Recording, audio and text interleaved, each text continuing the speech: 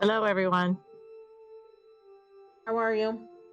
I'm good. I'm gonna get out. I forgot to grab the paperwork that I need, so I'm gonna get up and come right back. I'm going back into hiding. All righty. I shall return.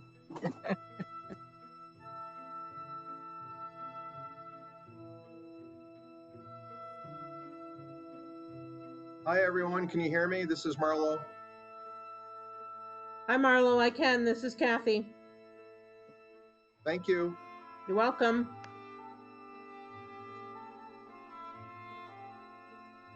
If anyone else would like to check their microphone, please feel free to turn on and do that.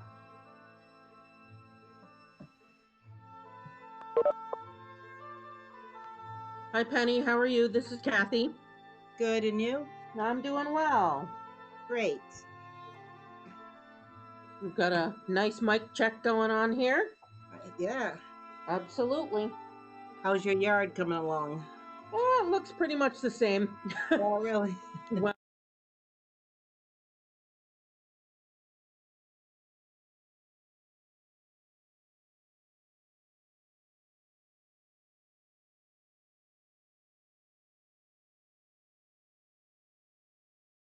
here, making sure everybody can Oh, very hear good.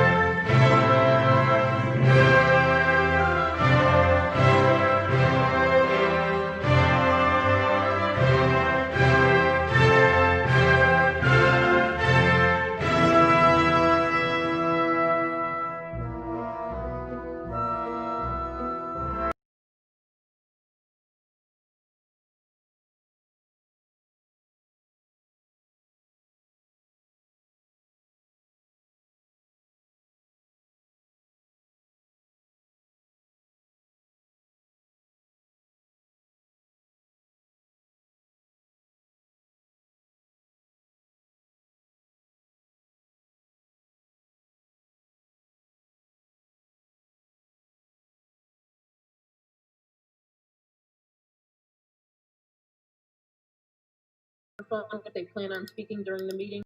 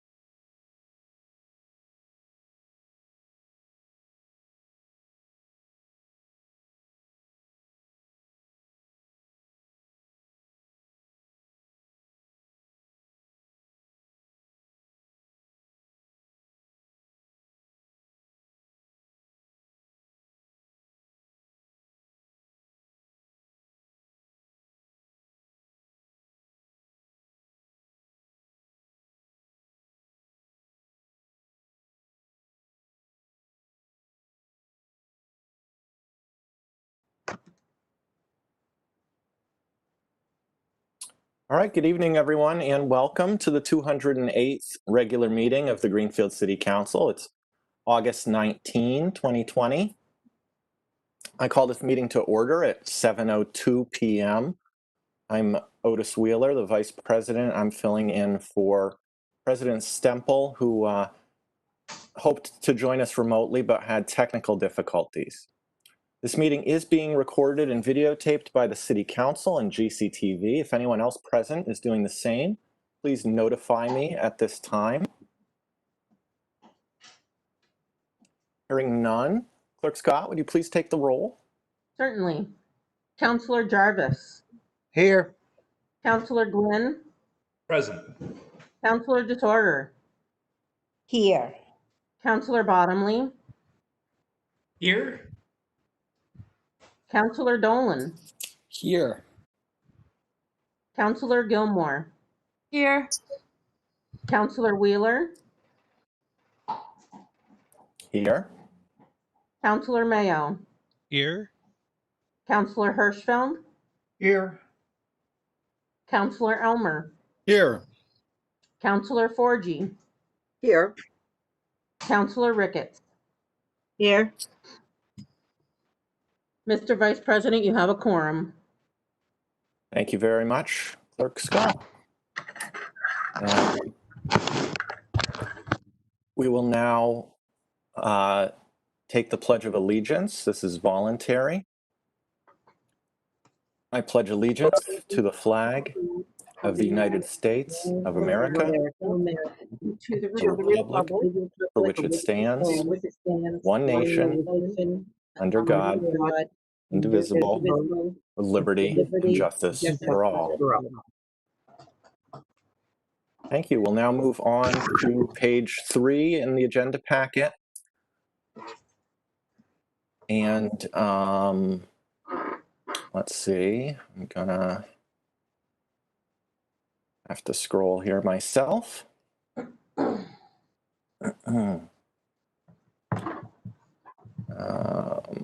Oh, and I'm stuck in a loop of the agenda minutes. I'm sorry. Let's see.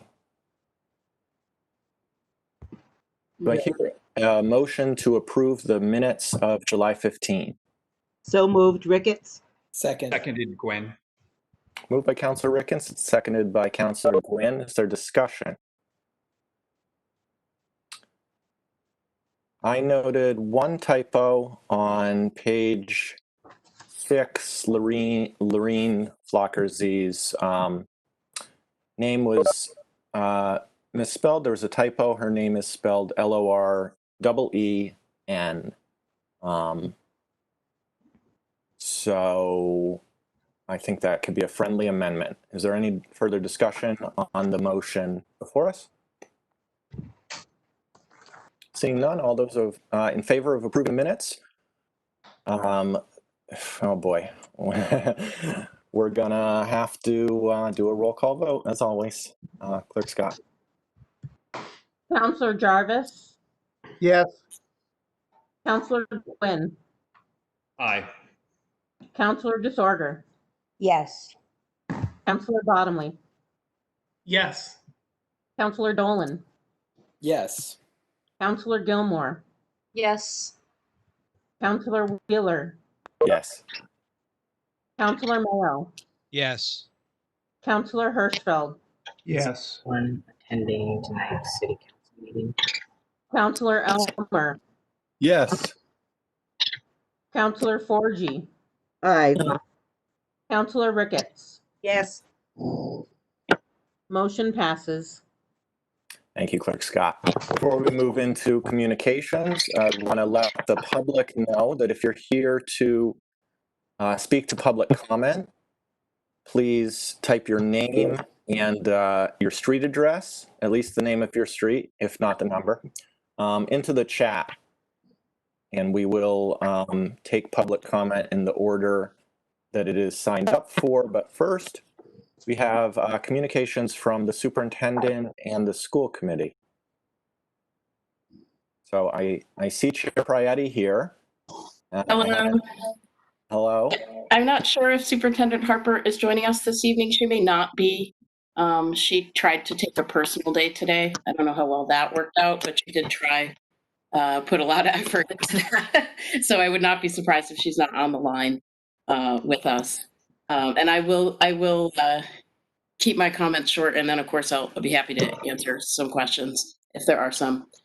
So we met a week ago, last Wednesday, for a short 5.5 hours or so to finalize our remote learning plan and our move towards an unprecedented fall semester at in the Greenfield schools. And we did vote unanimously as a committee to endorse the remote/remote plus learning plan for the district, which will have all of our students beginning remotely. The plus piece refers to working towards bringing students back to in-person learning in various categories as quickly as we can, but also, most importantly, as safely as we can for our school community. The plus piece specifically works on assisting students first who are in some DESE categories. The Department of Elementary and Secondary Education has identified some categories that if you are going to bring students back in person, that you prioritize those. It is, if you think about it for just a second, categories of students that you would expect: English language learners, students with significant special needs, students who really don't have adequate access in a remote environment. And we would prioritize those categories of students first and follow that with identifying some ways to bring all students back in. The buzzword of 2020 is these pods. So these in-person pods that would happen at the schools. We don't have timing worked out for any of this yet. We don't have transportation worked out for any of this yet. And I know that makes a lot of folks apprehensive, but unfortunately, that is the way of the world right now.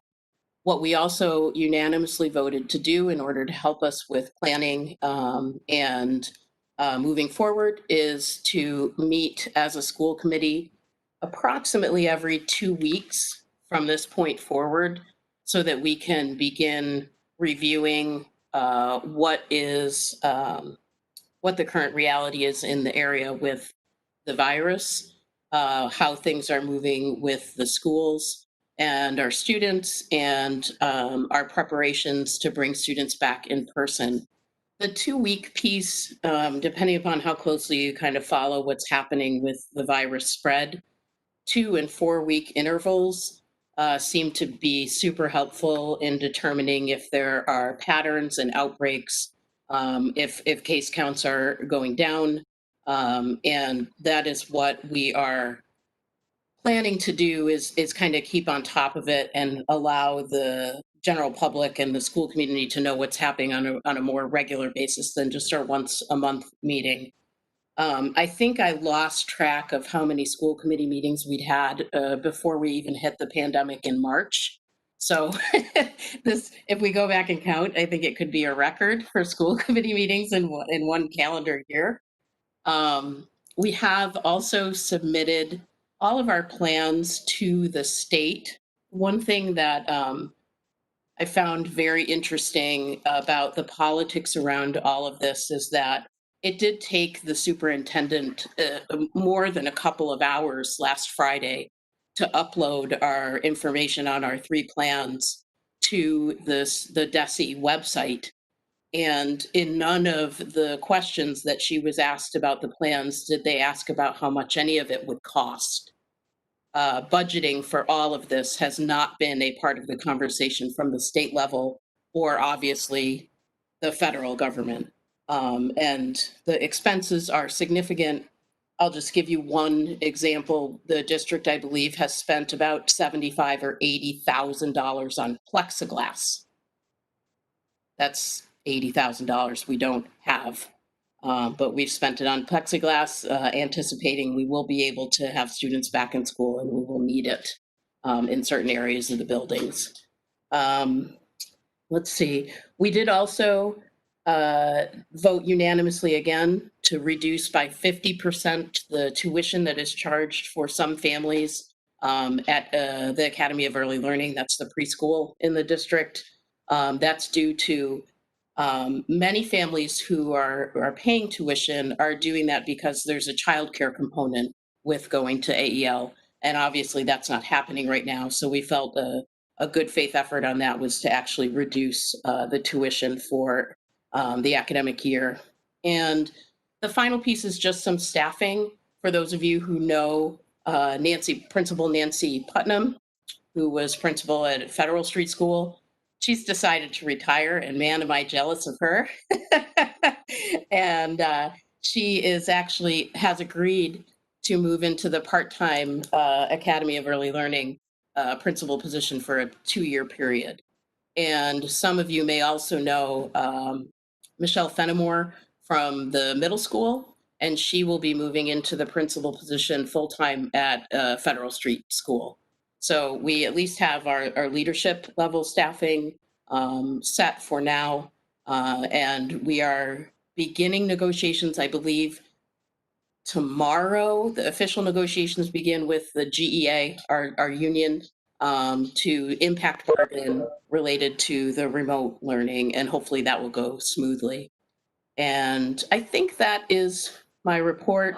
I did want to acknowledge, I say this I think every time, but Superintendent Harper and the folks that have worked with her on our 3 plans for opening have put in a tremendous amount of work.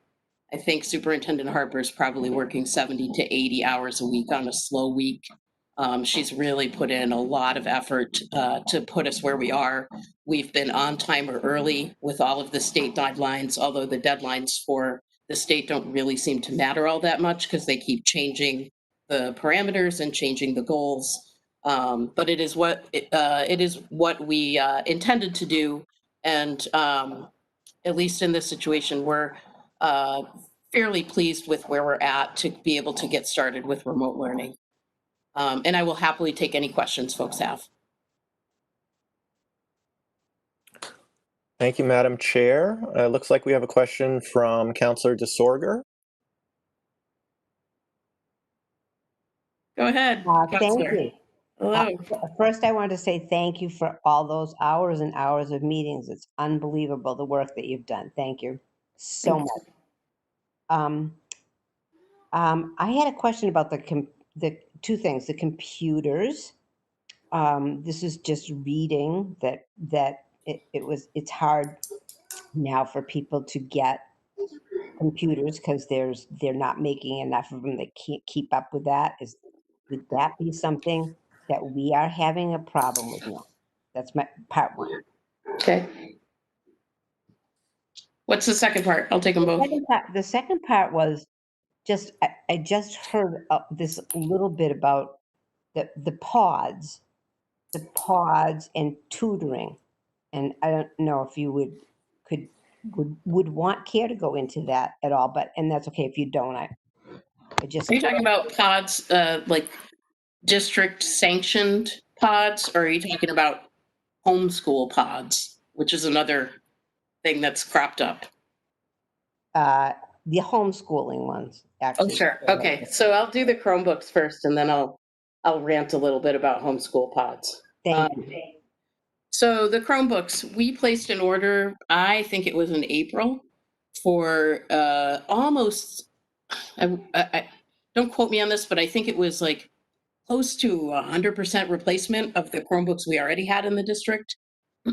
My understanding is that we've given out the vast majority of the Chromebooks that we had on hand.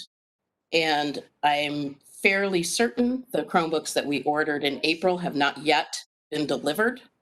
There is, as you suggested, like a lot of different consumer items that you try to get at this point. There are some hiccups in the supply chain, and there's significant increased demand. But our plan is to, take delivery of those Chromebooks and get them out as soon as we can. And oh, I'm sorry, guys. I need to help. Yeah. 1 second. I'm sorry.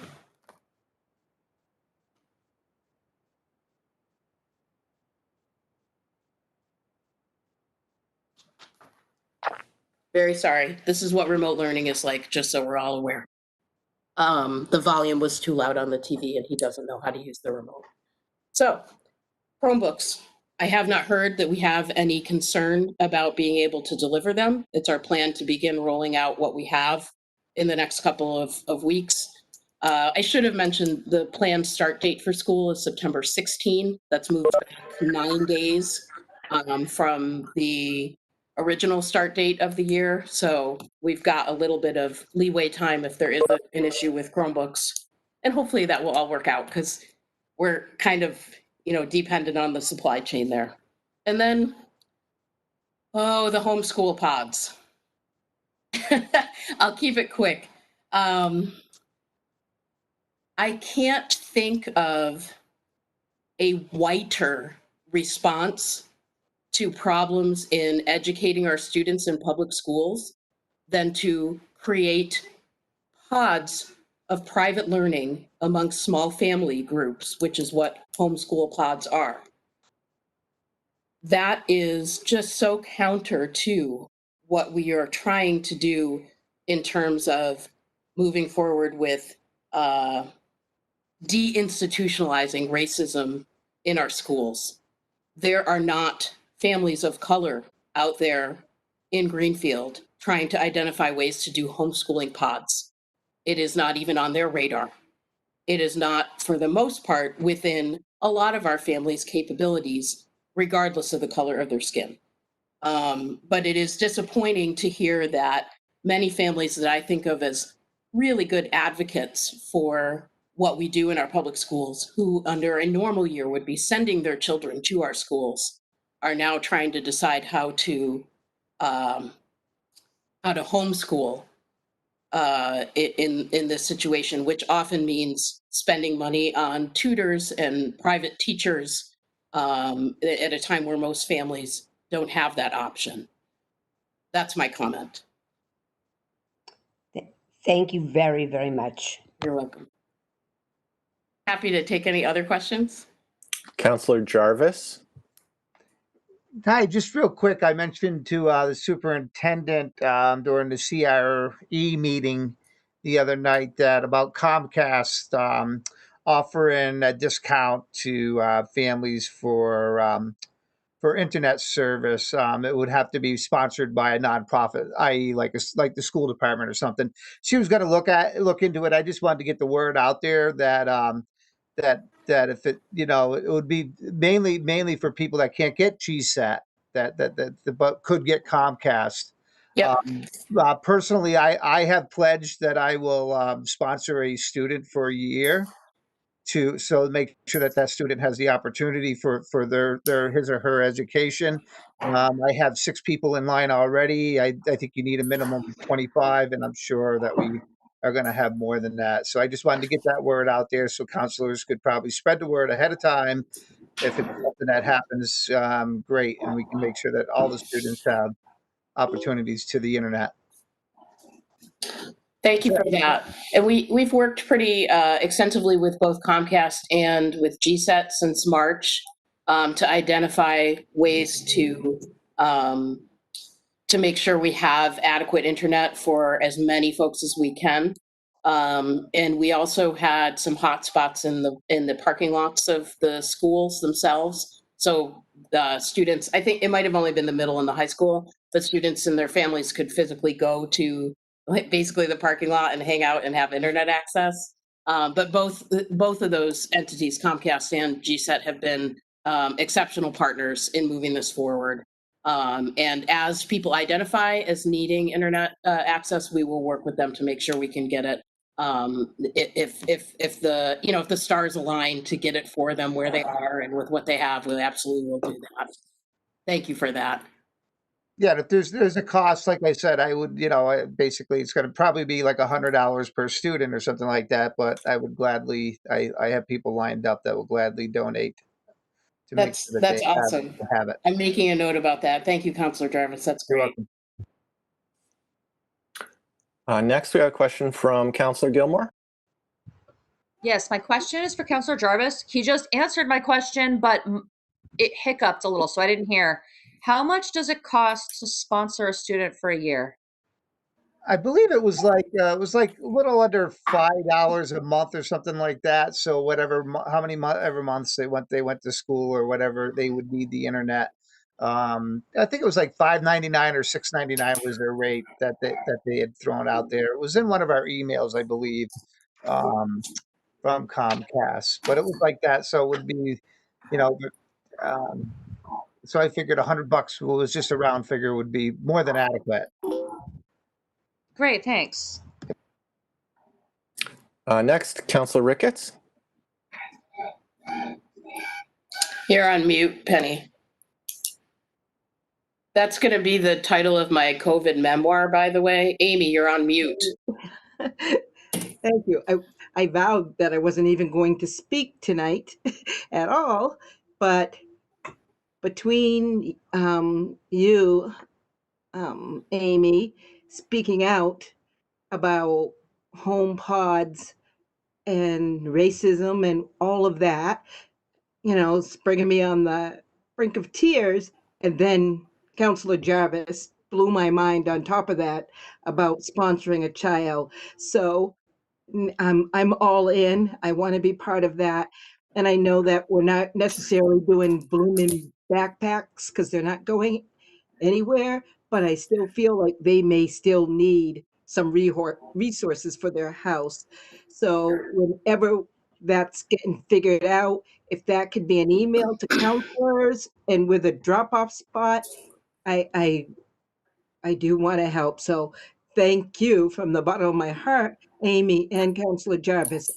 You have both just incredibly made my night. Thank you, Counselor Ricketts. We couldn't ask for a better community here. I mean, honestly, we have people pulling together all over the place, and we primarily try to do the right thing as much as we can. Greenfield is just a tremendous place to live because of things like that. I've seen one GoFundMe campaign just yesterday from, I think the person might be a teacher in the district, and they are raising funds to buy dry erase boards for every student to start the fall. And I will find that the GoFundMe link and make sure that that gets sent out to the counselors as well. Dry erase boards, if you haven't thought at all about remote learning, first of all, you're lucky. But second of all, dry erase boards help you for being able to write something, show it to the teacher, erase it, and then be able to use it again. So it's a great, convenient, and very inexpensive tool for a remote learner to use. And so I know that there was a tremendous response already yesterday, the first day of that campaign, but I'll make sure the link to it gets out to the counselors. And thank you for your comments. Thank you. Thank you, Amy.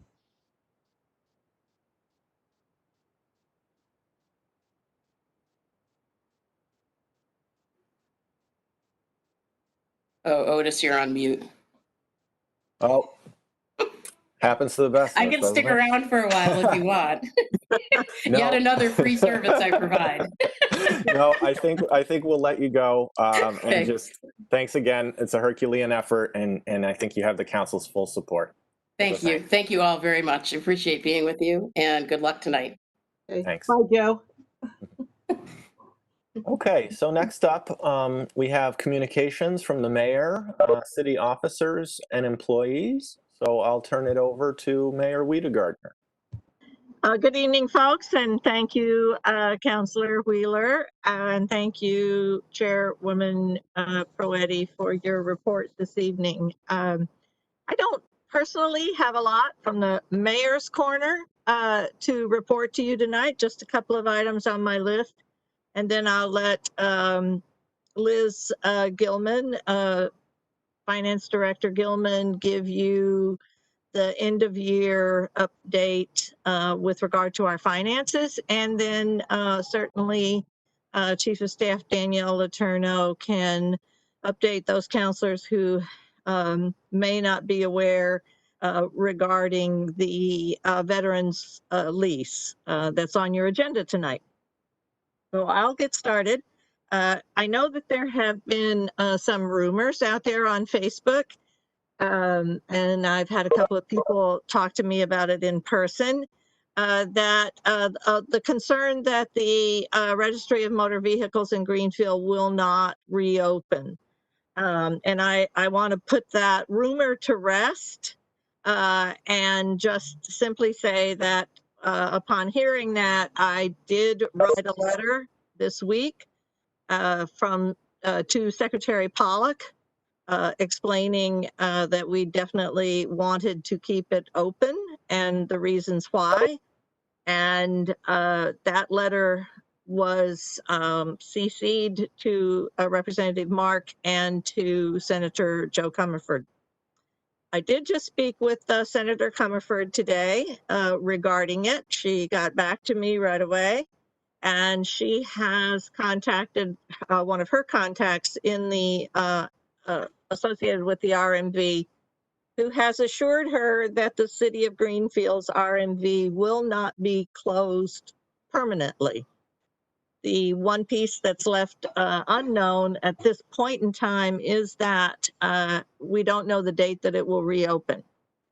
This contact was going to escalate it up the food chain in the RMV and see if he couldn't get at least a date to reopen and perhaps reopen sooner than they may have been planning on allowing it to happen. So more will be known after she assured me that she will keep in contact with me on the status of that, and we'll certainly from our end keep up to date on it.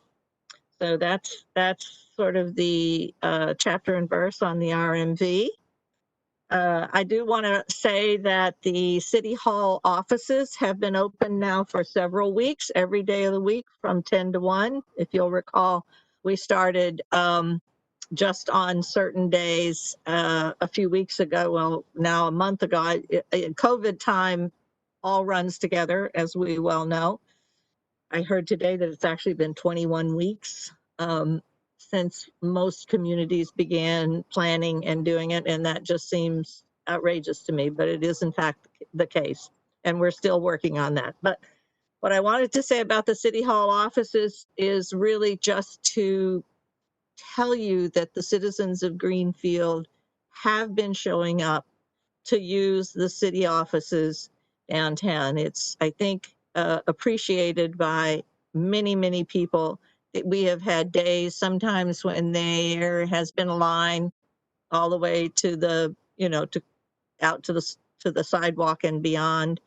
I think the most and we've served at one time in a day was 75 or so people, maybe a few more. And we have had the benefit of wonderful greeters that are part of the senior tax work-off program. They've been scheduled by your own Jenny DeSorga, who's sort of the command officer of the greeters. And she's been doing a great job. Counselor DeSorga, thank you so much. And I want to also praise both Clerk Scott and her team, and Treasurer Collector Kelly Varner and her team, and Chief Assessor Kimberly Mew for the work that they've been doing in their offices every day that we have been open, and they've been doing a great job. So they deserve a big round of applause and thank you from really everyone in Greenfield. Good on that. Danielle Letourneau has certainly been leading that effort from her part, and I thank her as well. And the last thing I wanted to put out before I turn it over to Liz and to Danielle is just to simply back on to what Amy has said already, and to praise the great team for working as hard as they did on the school reopening plan. I think we've done it right. I'm hoping that it works out as well as we all hope it works out. We went to school on remote learning in the spring. We think we've been good at fixing some of the pain points there. So I just want to say thank you again to the schools, the school committee, and to the great team. And that's all I have. I'm happy to take a question or two if necessary. But I'd also, mindful of the time for this evening, be happy to turn it over to Liz. So I'll let you decide on that. Counselor. Thank you, Mayor. We will take some questions before moving on. Councilor Mayo has one. Councilor Mayo. Thank you, Vice President Wheeler. Mayor, I have a question for you regarding post offices in town. You know, there's been we've heard on in the news that there's been post offices boxes being pulled away from their sites, and post offices actually, or machines actually being closed as close as Springfield. Mm. You know, we're coming up close to an election, a very important election, and I just want to know that has there been any talk about what Greenfield is going to do, or if they've done something already to kind of put at ease the Greenfield residents about the post office situation? Well, I'm glad you asked, Councilor Mayo. I did forget to mention that. I'm not aware that the post office here in Greenfield has had anything that would cause us to believe that they're not going to be open. I myself posted a couple of letters in the blue boxes out beside the post office the other day. They were still there. So I'm not aware of that, and I can certainly we can certainly look into it and see if they're having any issues.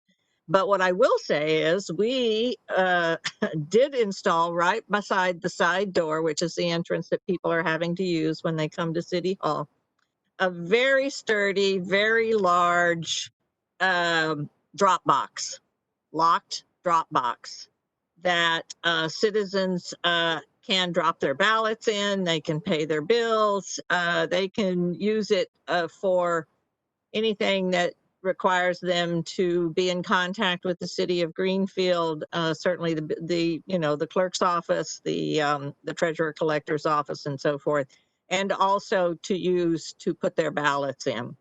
I am aware that in the quote unquote storage room or the vault, that we have boxes and boxes of ballots that have already been brought in, have already been put in the drop box. Not necessarily that one that was just put up this past week, or maybe it was the end of last week, and but even through the front door. So people are voting and exercising their option not to come to the polls. I myself am going to the polls just because that's what I like to do. And I know that Clerk Scott has been doing great work to prepare the polls for voting as well. So I think if you live in Greenfield, you have many options available to you other than the post office if you don't feel comfortable dropping it in the mail. Very good. Thank you for that. Councilor Dolan. Yeah, just a quick question for Mayor Wiedegartner about the temporary fire station. I was wondering if we have selected a final location for that, if we're in negotiations to acquire property, or just generally if you have anything to update us on? I don't at this time, Councillor Dolan, per se. We will, I was authorized by the Public Safety Building Committee to enter into negotiations to purchase a property that would house the fire station. So I can probably be better able to update you, maybe even by, I think, is it tomorrow's library building committee. But right now, I don't have we just communicated with the owner of that building just today. So I don't have any response back at this time. But I will be prepared to keep everyone up to date on how that negotiation is going. Okay, thank you. Thank you. Very important. Councillor Elmer. That was going to be my question. I'm not drawing it. Okay. Very good. Popular topic. Any other questions for the mayor before we move on? Let me just check the chat. No, looks like I'm behind. Okay. Well, we can always come back to that, but thank you, Mayor. And I think we'll turn it over now to Director Liz Gilman.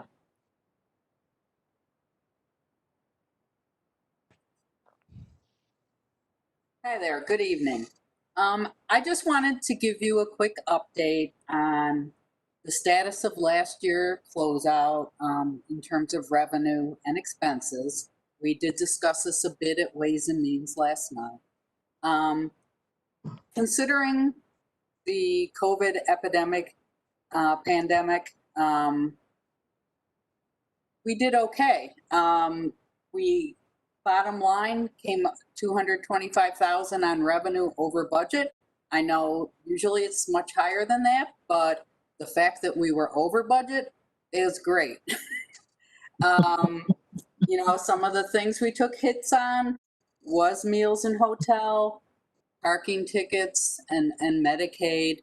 But then there were several superstars like pay as you throw. I got to get Marlowe's in there. Motor vehicle, building permits. People were very busy during this time.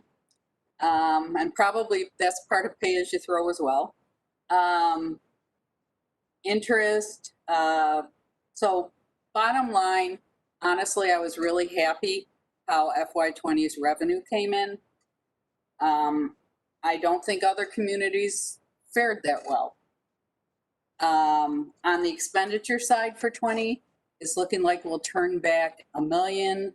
200,000 of that though is from assessments that are really out of our control. We're given a number we have to use, and then they come in as they come in, you know? So,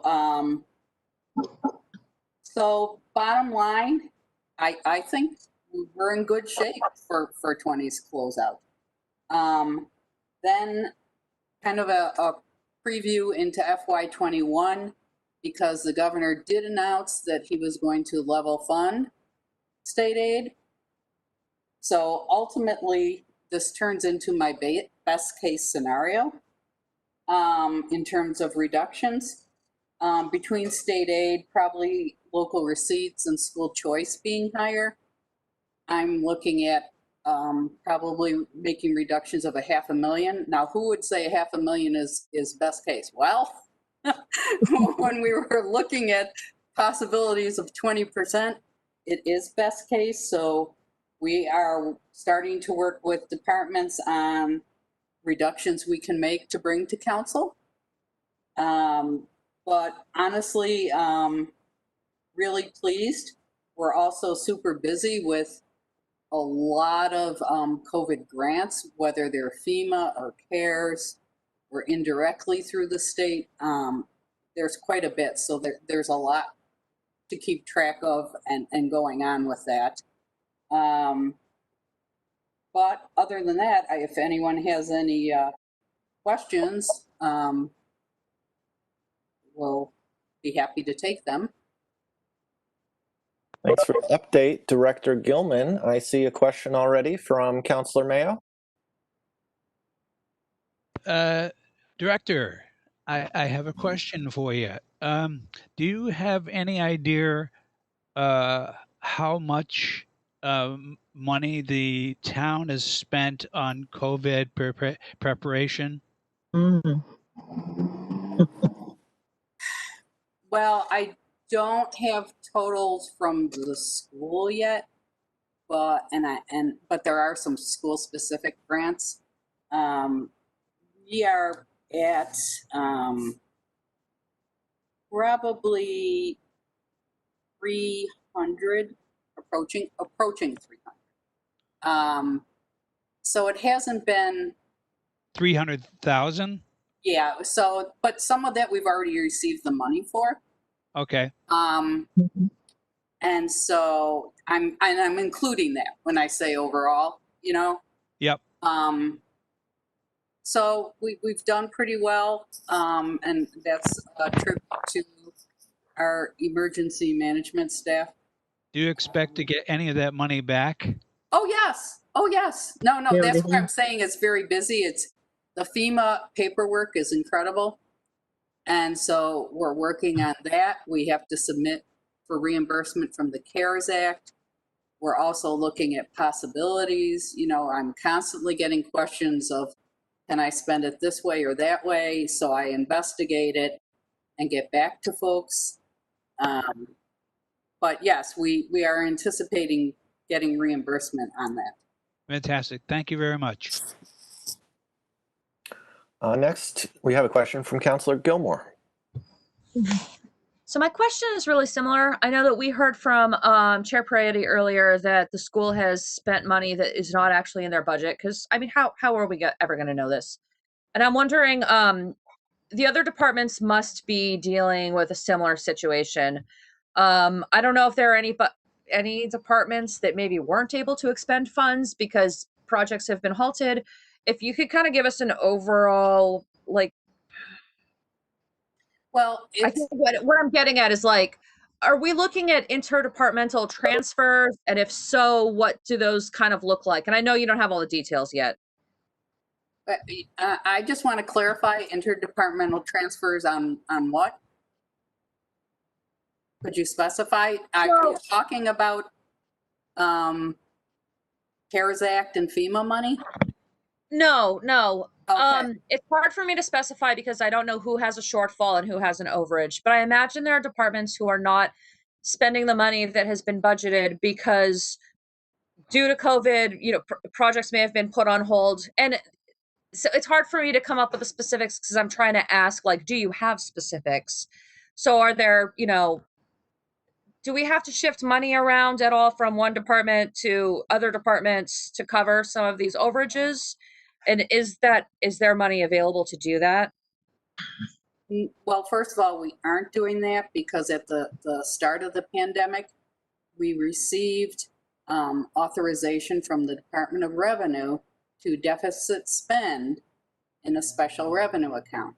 So we are positive that something will be reimbursed by FEMA or CARES.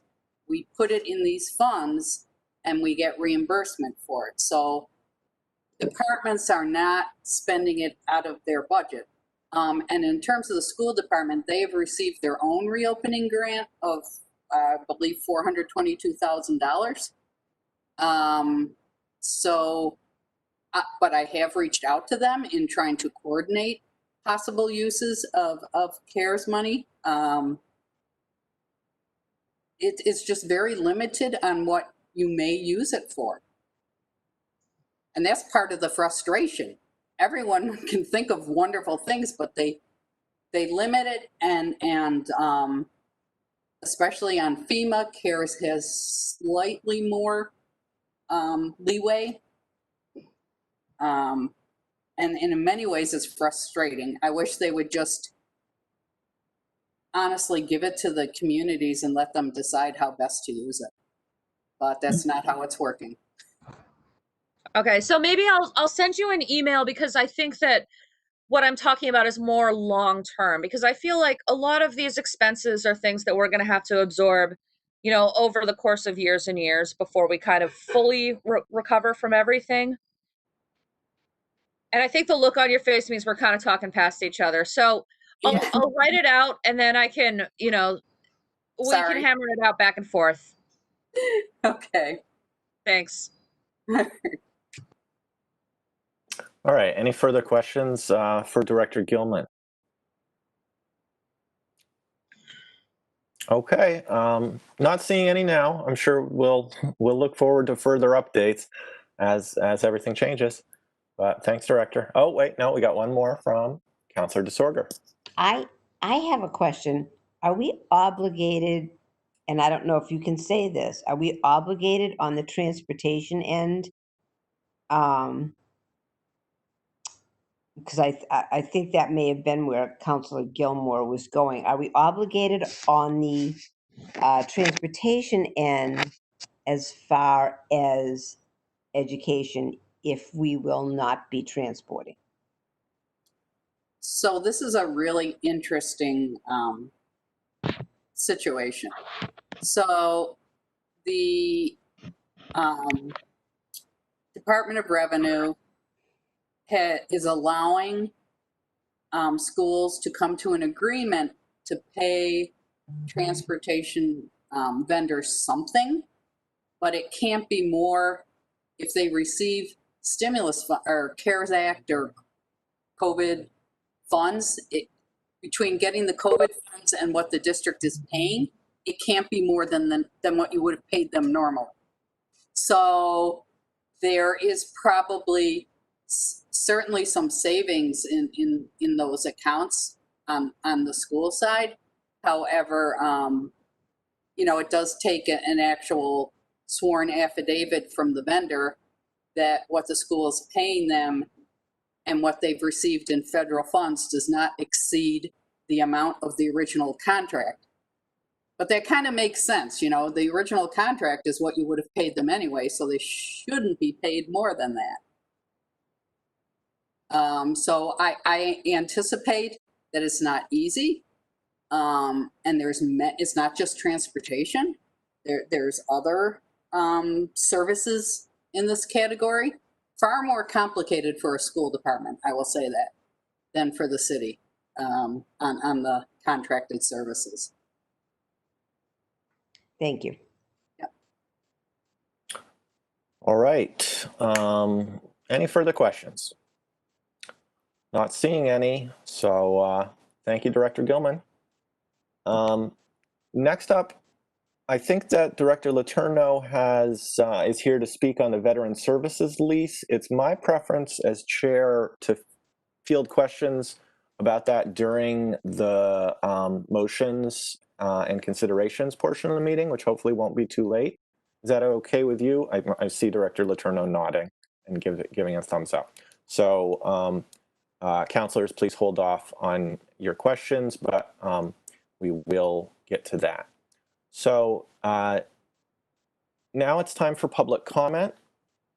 And before we get into it, I want to just repeat for anyone who wasn't here at the beginning of the meeting that if you are here for public comment, to write your name in the chat window, and I will call on you in the order that people have signed up. We did have a request after the last meeting that councilors leave their cameras on during public comment. That's a respectful thing to do, and I see that many of our councilors have them on. And to the public, I do want to let you know that some councilors may have bandwidth concerns or privacy concerns that keep them from turning their cameras on. This is a pandemic. We are meeting remotely under extraordinary circumstances, and for most of us, you can see we're meeting out of our living rooms. But thank you, councilors, for turning your cameras on and listening to public comment. So you will have 3 minutes to say your piece. Please start by stating your name and your address, or at least the street you live on. And first up is Molly Merritt. Hi, can you hear me? Yes, we can. Great. Okay, Molly Merritt, 30 Solar Way. So I am here to again express my support for defunding the Greenfield Police Department and for allocating money from the police budget towards things that support the safety and well-being of all of our residents. Specifically, I want to again express my support for the defund demands that were put forth by the Franklin County Racial Justice Group. A number of us stated what those demands were at the last meeting, so hopefully people are familiar with them. I'm not going to repeat them again. I'm fairly new to town. I moved here in November. I'm still getting a sense for who the people in positions of power are and the specific ways that certain issues impact our town. But based on what I've observed so far, there are two things that really jump out at me in these conversations around police brutality and defunding the police. So I just wanted to speak to the council and the mayor about that. So first, I see people, including the mayor and some of the council members and the police chief, implying that racism isn't a problem in our town. What seems to be missing here to me is the understanding that racism is deeply baked into the foundation of our country and all of its institutions in all of our cities and towns. If we see racism as something that only bad people do to be intentionally mean, we're missing how racism actually functions to uphold white supremacy. So I think we need to acknowledge that if we grow up in a racist society, which all of us did, we internalize racist ideas. And unless we're actively recognizing and disrupting those ideas, we are going to continue to hold and perpetuate them. And I think if those of us who are having this conversation around defunding the police, if we're reporting that residents of color experience racism in Greenfield, we're not slandering the police chief, we're not slandering the mayor or anyone else in power, we're just naming a problem that exists. And we all of us have a responsibility to understand and address that problem. Secondly, I think some of the council members, as well as the mayor and the police chief, don't understand the goals of the defund movement. We're not talking about replacing cops with social workers and making no other changes to our town. We're talking about reducing and eliminating the conditions which cause people to be in distress and then potentially harm each other. So it's not just about who responds when someone is in a crisis. It's about using our town budget to create conditions that prevent people from being in a crisis. This means increasing access to jobs, housing, healthcare, and mental health and substance treatment. This could obviously be a long process to build such a society, but we can take steps to start that now. And we're seeing examples of this all over the country. For example, Austin, Texas just reallocated $150 million, which is 1/3 of its police budget, from the police department towards violence prevention, food access, and reproductive health care programs. So my question is, do we really need to hire more police officers in Greenfield? Can we instead use that money to invest in things that improve people's lives and their well-being? Can we have conversations? Is that my time being over? Thank you, Molly. Yes, that's your time. Sorry.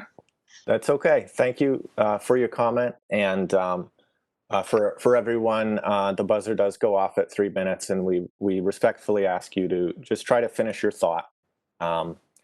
And we thank you for coming to speak. Next is Eve Bogdanoff.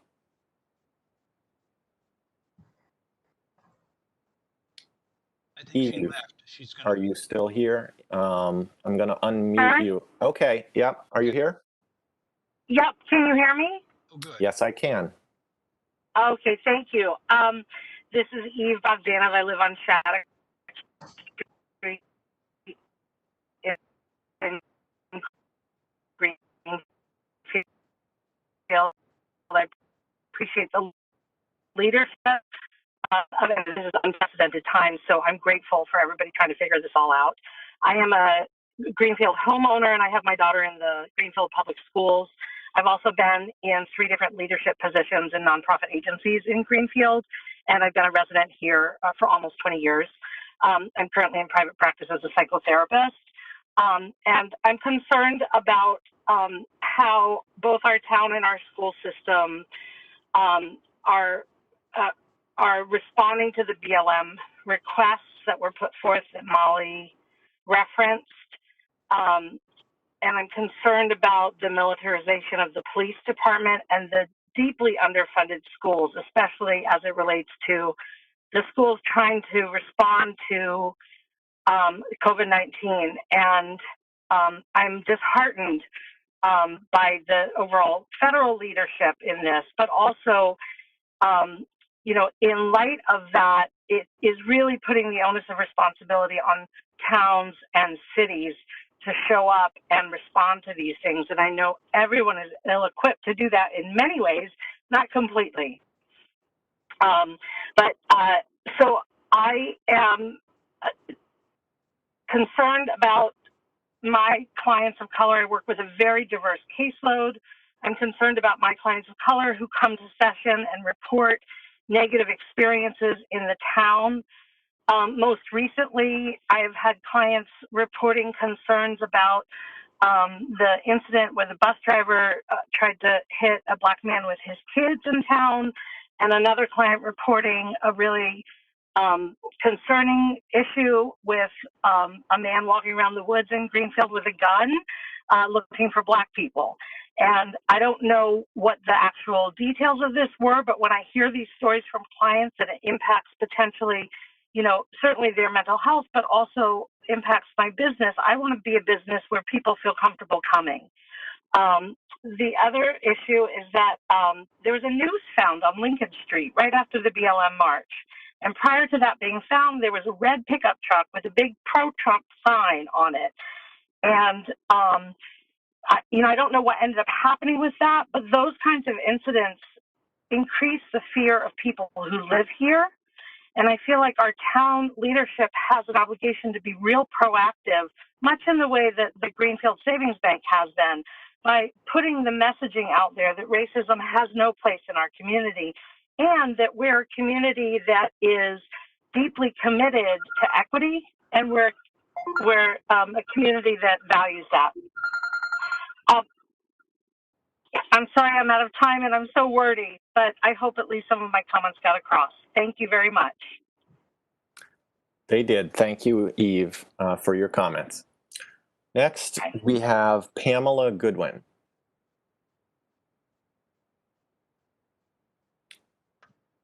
Hi, can you hear me? Yes, we can. I'll see if I can get a video on. I'm signing Sierra Club letters for the election. Thank you for my time. As a former educator, I'm over halfway through the August 12th school committee thing. It's been super interesting. My heart goes out to everyone that's working on this really tricky issue.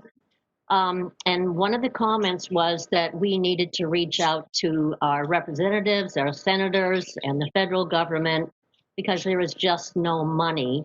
I would love to see the little tiny young ones be able to show up in person, as much as one kindergarten teacher named Michael who keeps stating this, as well as special needs. And I'm thinking of volunteering at 72 years of age just to go and see if I could be of some assistance. Because I don't view myself at risk. I view myself as these kids really need help in person if possible. So my question is, what do I say to Jo Comerford? I speak with her often in her office. I also speak often with Jim McGovern, and I'm really concerned that there's just no money, as well as understanding that some people are resigning and just refuse to go in. So I don't want to blame anybody about anything, but what would you people recommend, or how could we get the public aware that they need to reach out to the state? I heard the governor the same day that I was listening to part of this as I traveled, and I was like, what is he talking about? 3/4, I believe he said 3/4 of the state have in-school opening up with children. And I'm thinking like, I don't know, I don't see 3/4 of it happening. So I'm just wondering what I personally can do and how can we tell people to what they can do to go and scream for help. Thank you. Thank you, Pamela. And feel free to drop an email to the council if you'd like to engage us further. This time doesn't give us the Sure. space to do a back and forth, but we do appreciate you coming to speak. So that's all that I see as far as the people who signed up for public comment. Is there anyone else from the public who wishes to speak at this time? If anyone is on the phone and unable to type into the chat, feel free to speak up, or if you just haven't signed up yet and would like to speak, this is your chance. And if not, we will be moving on shortly.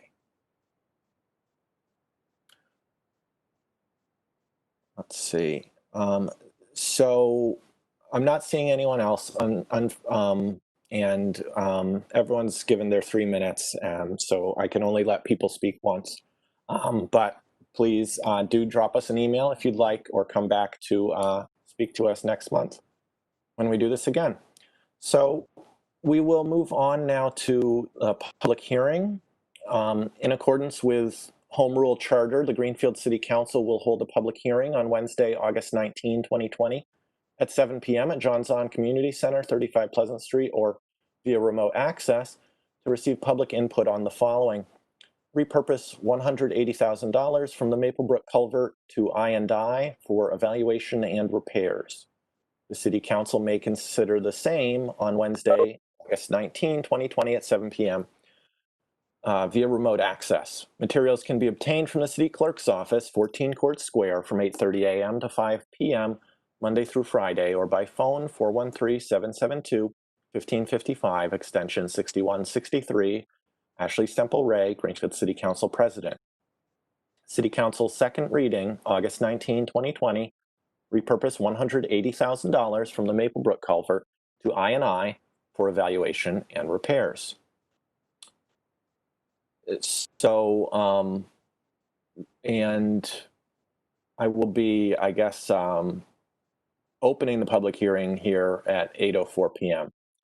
So if at any point there is anyone from the public to speak on this point, the hearing is open and we'll close it later.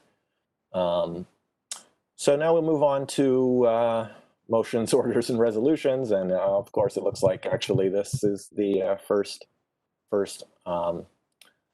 motion. And so let's see, this was from Ways and Means. Do I have a, I'm going to let Clerk Scott speak, please, before. Thank you, Vice President Wheeler. The public hearing needs to be closed before the motion can be considered. Thank you. I thought it probably did. It does feel a little silly, but I will now close the public hearing at 8:05. And do I have a volunteer from the Ways and Means Committee to read this motion? Raise your hand if anyone. Councilor Elmer.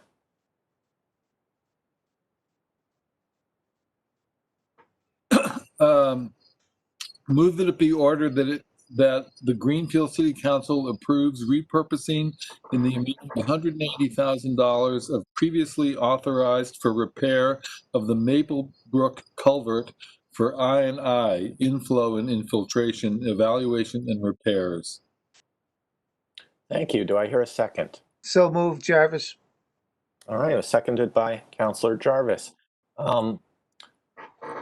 So is there discussion? We do have Director Warner here.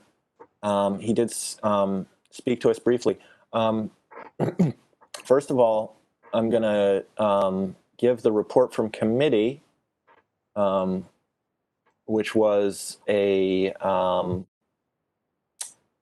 and please, Director Bottomley, correct me if I'm wrong, but I believe this was, Councilor Bottomley.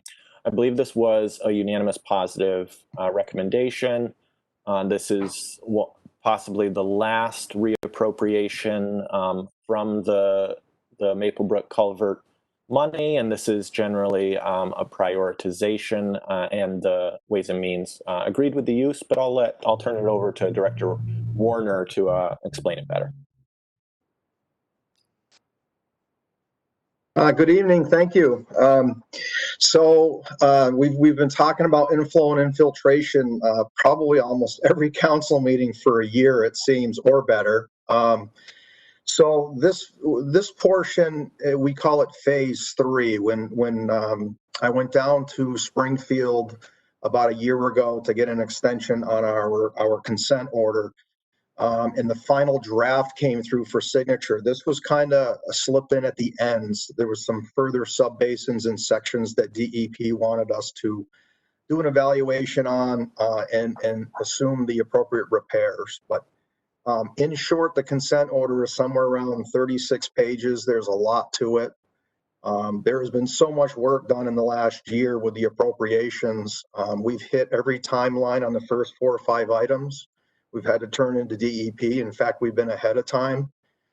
So this would be the last and final piece under the consent order, which would in the end covers about 3/4 of the city for our evaluations of all our pipe work, which is a lot of linear footage or miles. So this would be, again, the last piece so that we can enter into the construction phase or forming a construction plan, which is the biggest portion of the consent order. So we have an opportunity for the same company. They're finishing up phase 2. I just met with Wright Pierce the other day. Phase 1's done, the report's in. Phase 2, the draft report is due in mid-September.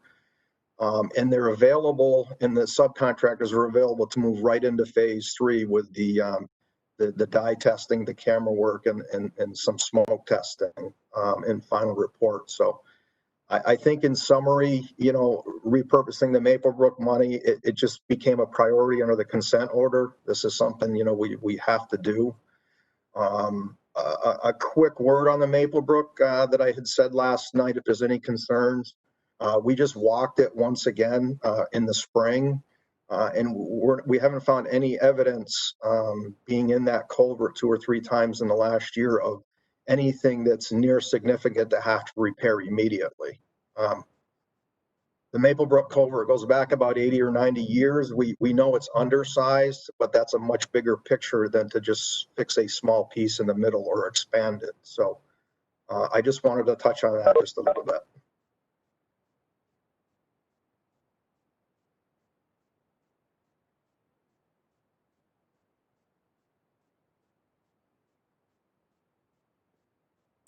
Councillor DeSor, sorry, I was on mute as always. Thanks, Director Warner. And Councillor DeSorger, did you have a question? I do. Director Warner, thank you very much. I had a question about, I was rereading this before tonight, and they were talking about, from 1992, you looked at, I think it was 834 possible illicit connections. Letters were sent out to so many people, and it sounded like 400 of the people responded. And so my first question was, like, are those mostly from businesses or private homes? And what did we do about the ones that didn't respond? And is it like one area of town more than another? And that was it. Thank you for the question. So we're going to be following up on the ones that did not respond as part of the second consent order, because some of the pieces of the first consent order carried over. And we're actually confirming a lot of these illicit connections by doing the evaluations that we're doing with camera systems. So most of that was derived from field notes over the years on the 834. A lot of them have been confirmed.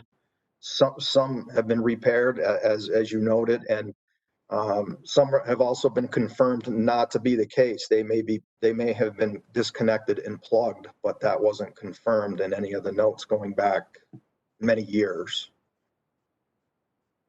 And it includes the whole city. Most of Main Street, the roof leaders and all of that was evaluated. There's only one portion that has roof leaders connected to the sewer at this point, which obviously is I&I. And we're working with the owner on eliminating that from the system. So is it mostly businesses? No, it's actually mostly household connections if I were to do a percentage, if I ran numbers. Okay, thank you. Yeah, in fact, a very high percentage. Okay, any further questions for the director? And if not, any discussion on the item?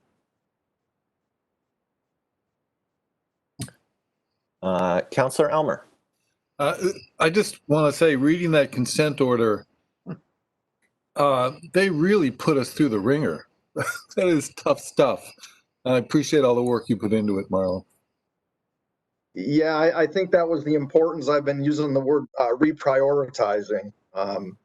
They really ramped that up 20 pages or so from the first one. So we're up against it, but we're holding our own, and all the help from the council and the appropriations certainly goes a long way to take care of this thing as we go. So it's much appreciated on our end for that also. All right, very good. Unless there's any further discussion, we will take a roll call vote on the reappropriation. Councillor Jarvis, Yes. Councillor Gwynn, Yes. Councillor Disorder, Yes. Councillor Bottomley, Yes. Councillor Dolan, Yes. Councillor Gilmore, Yes. Councillor Wheeler, Yes. Councillor Mayo, Yes. Councillor Hirschfeld, Yes. Councillor Elmer, Yes. Councillor Forgy, Yes. Councillor Ricketts. Yes. Motion passes. Thank you, clerk. So we'll now turn to page 50 on your agenda packet. Could I have another volunteer from Ways and Means to read the Veteran Services Order? You can, if I can bring it up. Thank you, Councillor Forgy. Take your time. Okay.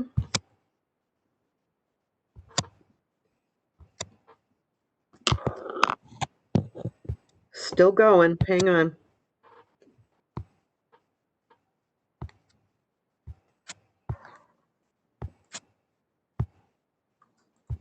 Oh my goodness. We have the consent order to blame yet again. My goodness gracious. I'm so excited everybody read that.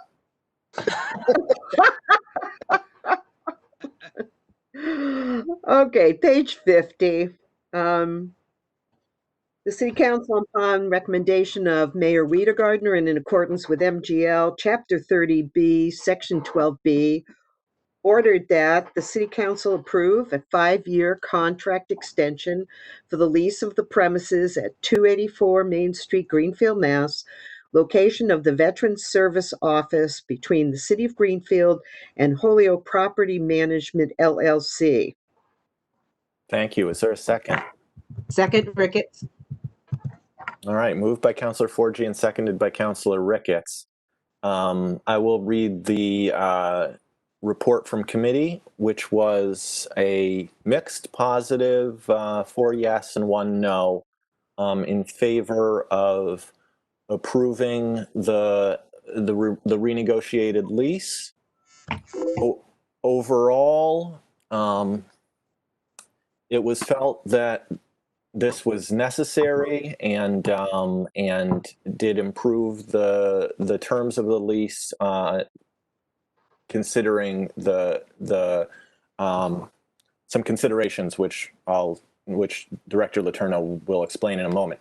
There was a dissenting opinion that I'll try to summarize. I think it was that we are in a state of emergency and a rental increase in this time may be inappropriate, and that money, we should be prioritizing our schools. And but like I said, it was a positive recommendation, and I'll turn it over now to Director Letourneau to summarize. Thank you. I've been on mute for so long. I'm hoping this is working okay. So I think that most of the rationale was included in the original order backup paperwork, and then I sent a memo to the City Council last week with some additional rationale. The only math that I did after the fact, just to give you all some more information, I can read off now, just to verify that this is a lease extension that won't go into effect until 2022. So currently we are at a fixed rental rate that'll stay the same until then. When it does go up in 2022, we've negotiated with the landlord for a fair rent increase over the following 5 years. So the rent increase will go over the course of each year through 2027 for the rent for this lease extension. And in speaking with, in terms of state of emergency and where our money goes, and in speaking with Director Gilman, known budget numbers are much better than unknown. And so if we don't extend the lease, we don't actually know what the numbers will look like in 2022. And then the other part of this is, of course, that the landlord is now going to be responsible for helping us replace an HVAC system in that building that they wouldn't have been replacing before. On top of that is kind of the non-numerical benefits. The director at Veteran Services, he has stated they love that location. It's very convenient for our veterans. We have a very high population of veterans here in Greenfield and in Franklin County. And it's on Main Street. It's accessible. It's on the ground level. It is right near parking, and it is on our public transportation line. He pointed out at Ways and Means that they do have clients who both have to take the bus or walk from the various locations, including something I hadn't thought about till he pointed it out, but was sometimes if they have actions or business with the courts, it's walking distance from there. So that's a great benefit of the location, and moving, as everybody probably knows, is pretty costly. And just to point out the one last bit of math I did do is that currently we are paying $9.86 a square foot for that location. We will continue to pay that through February of 2022. And at the end of the 5 years beyond that, at the end of the lease term, if this extension is passed in 2027, the per square foot amount will be $11.78. Currently in Greenfield, commercial space of that size or that type runs for between $12 and $16 per square foot. So although it is an increase, we're still well below market rate, and that's just all really good news. I know that I personally had to utilize services at Veteran Services for both my father and my father-in-law, helping them with some things and bringing them there. It's a great location. It's right near City Hall, so if you have lots of business to do downtown, you can do all of it. And also just a reminder to the counselors, you are voting on the length of the lease, not the technical terms. But I did want to make sure that you guys knew we have done our homework and due diligence and making sure it's a good deal as well. But I'm ready to answer questions.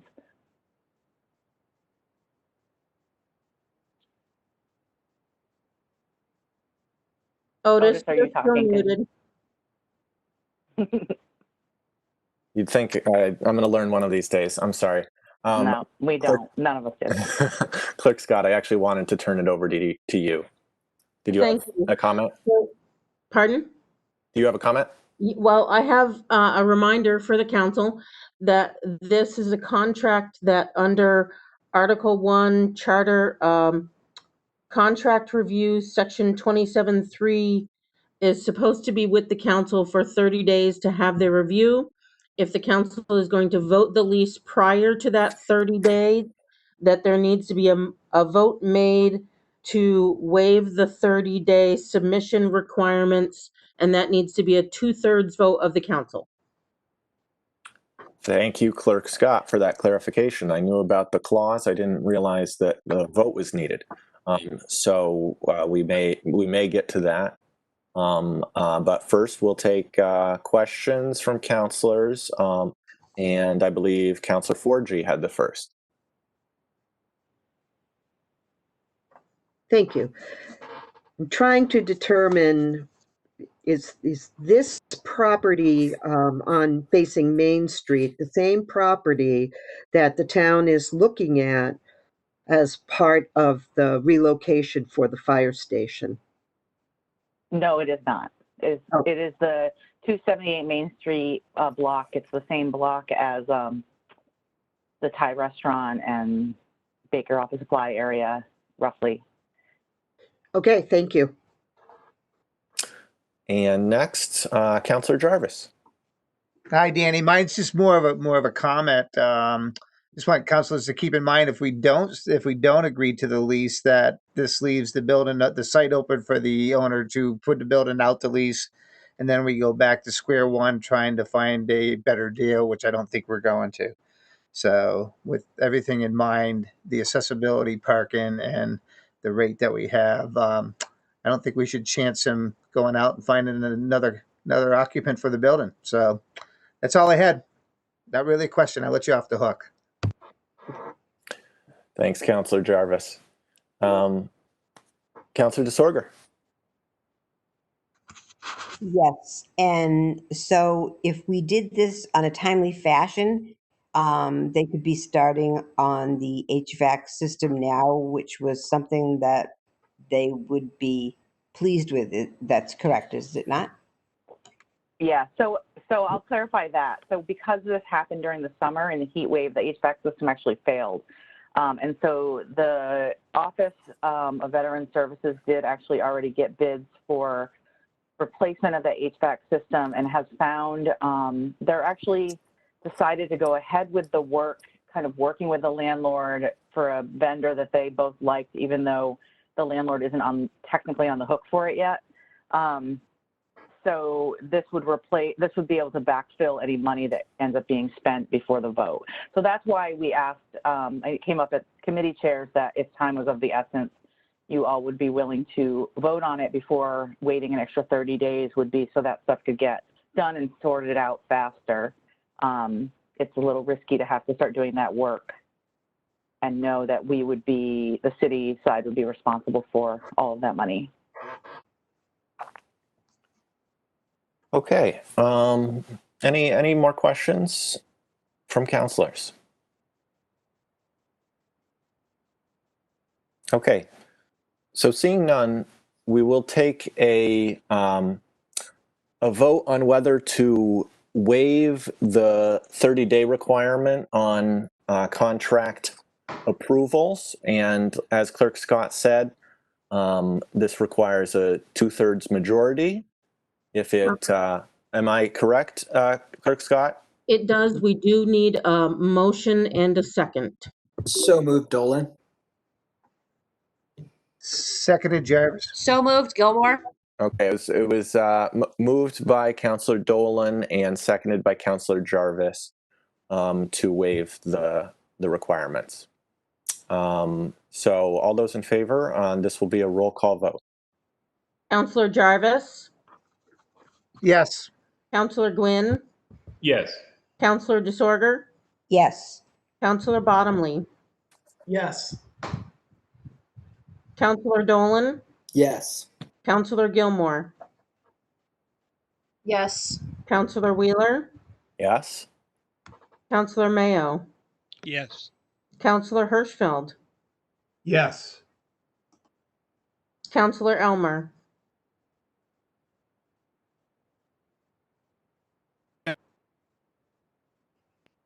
Counselor Elmer.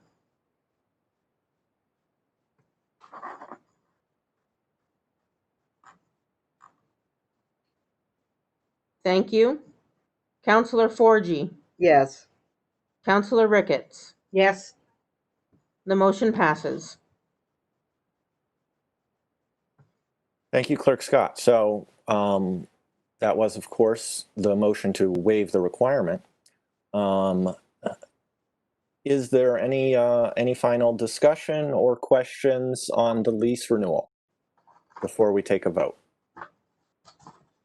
Seeing none, all those in favor say aye. This will be a roll call vote. Counselor Jarvis. Yes. Counselor Gwynn. Yes. Counselor Disorder. Yes. Counselor Bottomley. Yes. Counselor Dolan. Yes. Counselor Gilmore. Yes. Counselor Wheeler. Yes. Counselor Mayo. Yes. Counselor Hirschfeld. Yes. Counselor Elmer.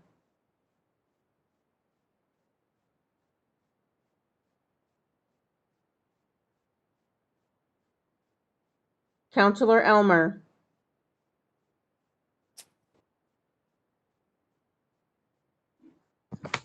I think Counselor Elmer is having a little bit of technical difficulty. I will come back to him. Counselor Forgy. Yes.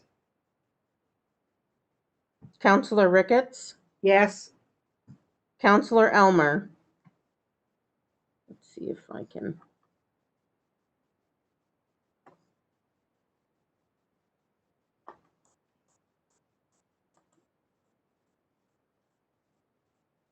He's having a low bandwidth issue, and I am unable to mute him.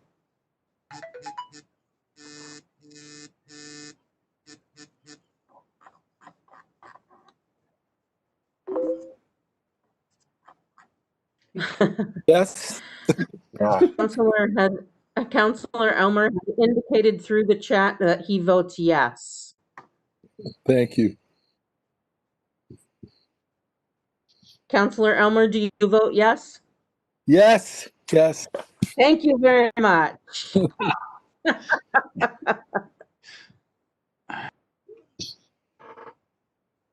The motion passes.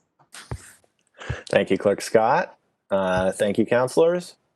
And thanks, Chief Letourneau. Thank you. All right, we're going to move next to page 64 in your packet, and I'll turn it over to Counselor Gwynn. I move that it be ordered that the Greenfield City Council, pursuant to Charter Section 2-10, affirms the following reappointment by the Mayor of the Conservation Commission, Rachel Lindsay, for a 3-year term to expire June 30th, 2023. Second, Ricketts. Moved by Counselor Gwynn, seconded by Counselor Ricketts. Counselor Gwynn, is there a report from committee? It was a positive, unanimous recommendation to affirm the reappointment. Very good. Is there discussion? Seeing none, we will take another roll call vote. Counselor Jarvis. Yes. Counselor Gwynn. Yes. Counselor Disorder. Yes. Counselor Bottomley. Yes. Counselor Dolan. Yes. Counselor Gilmore. Yes. Counselor Wheeler. Yes. Counselor Mayo. Yes. Counselor Hirschfeld. Yes. Counselor Elmer. Yes. Counselor Forgy. Yes. Counselor Ricketts. Yes. The motion passes. Very good. So we'll move next to page 66.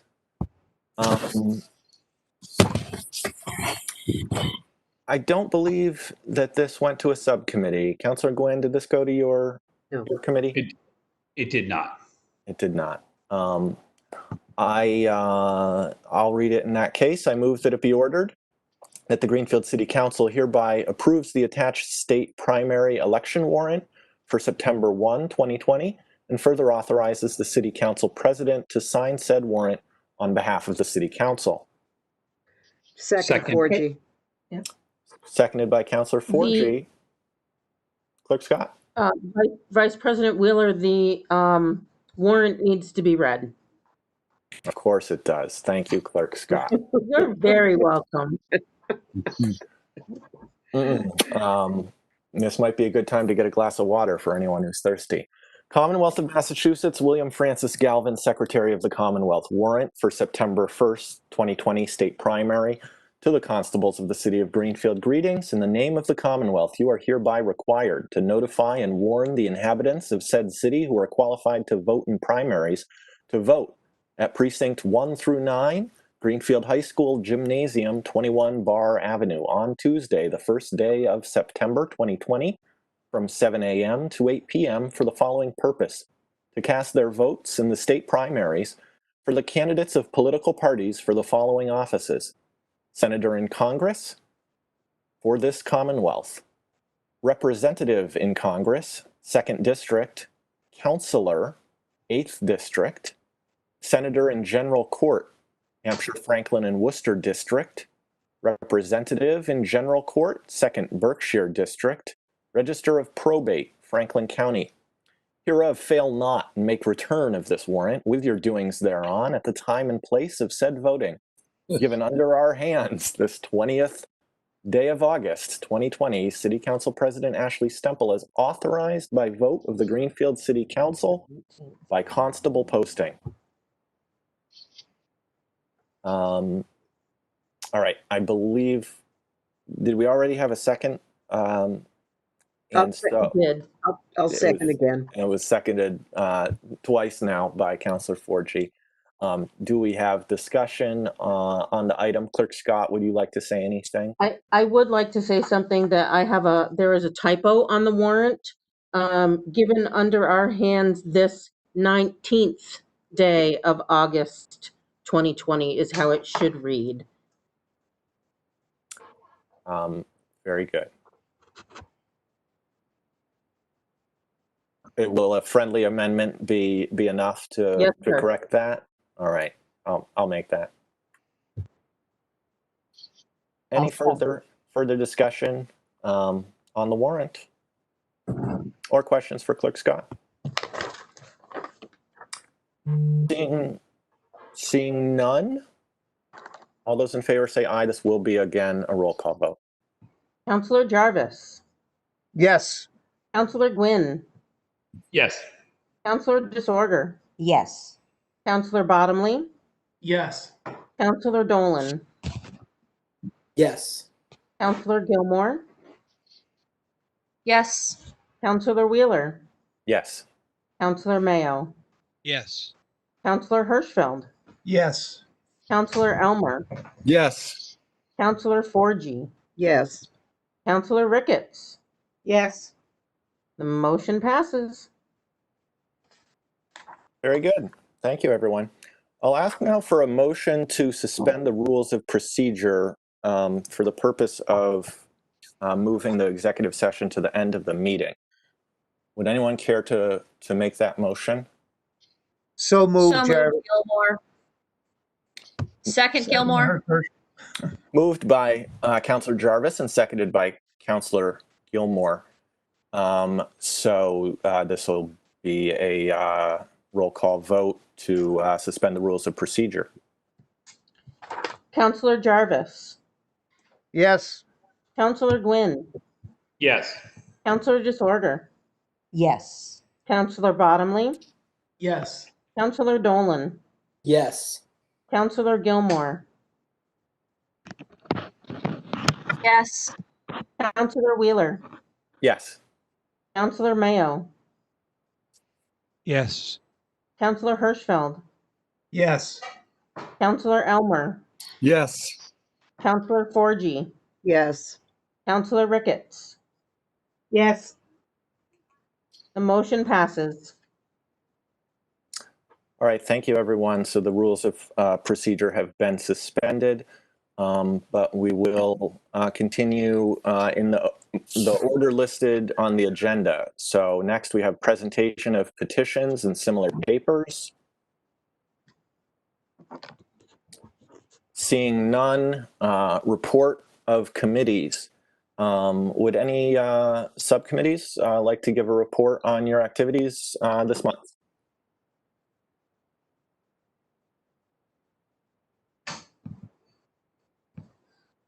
Seeing none, we'll move on. Next, we have unfinished business,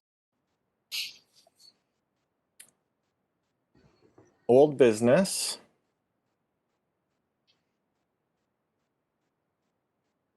new business. Counselor Disorder?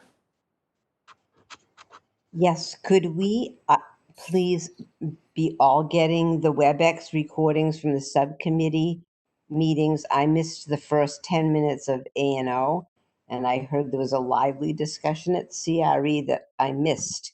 It appears that the WebEx subcommittee meeting go to the members of that subcommittee. Can the rest of us watch? So I'm gonna now Clerk Scott, please correct me if I'm wrong, but my understanding is that the WebEx recordings, while they do go to the subcommittees, are actually deleted within a couple days. Is that the case, So Scott? the recordings are taken off of WebEx and put onto the administrative assistant's computer, so they're saved. We have them. They're not deleted. So if anyone would like recordings to be sent to them, sometimes depending on the size of the recording, it may not work so well, but we can send you recordings if you would like them. So, and what I would actually say is, I believe that GCTV has been broadcasting or rebroadcasting all of the subcommittee meetings as of, I forget, but I want to say for the past couple months. And so it should be, if you go to gctv.org, you actually should be able to watch them. It may take them a couple days to post, but they should be there. Thank you. Thank you. Any other new business? Seeing none, motions for reconsideration?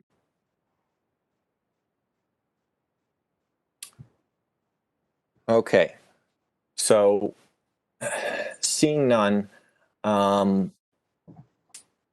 we are going to move shortly into an executive session. Counselors, this is the first time we've done this remotely. You should have a link in your council email to a separate meeting. And so we will ask you to, in just a moment, log off of this one and log into the next one. Now, Clerk Scott, this is my first time doing this. Is there language I need to read specifically? So there's a motion in the packet on page 68 that someone can read the motion, make the motion. We will have to vote by roll call vote to go into executive session. A time will have to be stated, and it will also need to be stated by you, Vice President Wheeler, whether the council will be reconvening to regular session or if we will just adjourn from executive session. So beyond the motion that's in the packet, you need to state the time that we go into executive session and whether we will adjourn from executive session or reconvene. Very good. Thank you, Clerk Scott. Do I have a volunteer to read the motion? If anyone would be so kind, it's on page 68. I can do it. Thank you. Forgy. Counselor Forgy. Okay. The City Council moved that it be ordered that the Greenfield City Council votes to enter into executive session pursuant to Massachusetts General Law, Chapter 30A, Section 21(3), to discuss strategy with respect to litigation, where an open session would have a detrimental effect and future details would compromise the reason for going into executive session. The following is a summary listing of the items to be discussed. Litigation involving International Container Company, ICC. Litigation involving E. Brachia. Litigation involving D. Kelly. Litigation involving P. Is it Buchanan or Buchan? Not sure. It is Buchanan. Buchanan, thank you. And litigation involving T. Dodge. Roll call majority vote required. Is there a second? Second Ricketts. All right, moved by Councillor Forgy and seconded by Councillor Ricketts. And I believe that I don't think we can hold discussion on this. I may be wrong, but I believe this is just an immediate roll call vote. Councillor Wheeler, Yes, please. if I may, the time is 8:44. And my question is, will the council be reconvening from executive session or adjourning from executive session? Very good. The council will adjourn from executive session. Thank you so much. Councillor Jarvis? Yes. Councillor Gwynn? Yes. Councillor Disorder? Yes. Councillor Bottomley? Yes. Councillor Dolan? Yes. Councillor Gilmore? Yes. Councillor Wheeler? Yes. Councillor Mayo? Yes. Councillor Hirschfeld? Yes. Councillor Elmer? Yes. Councillor Forgy? Yes. Councillor Ricketts? Yes. The roll call is unanimous. Thank you, Clerk Scott. We will now be closing the open session and moving into executive session. So the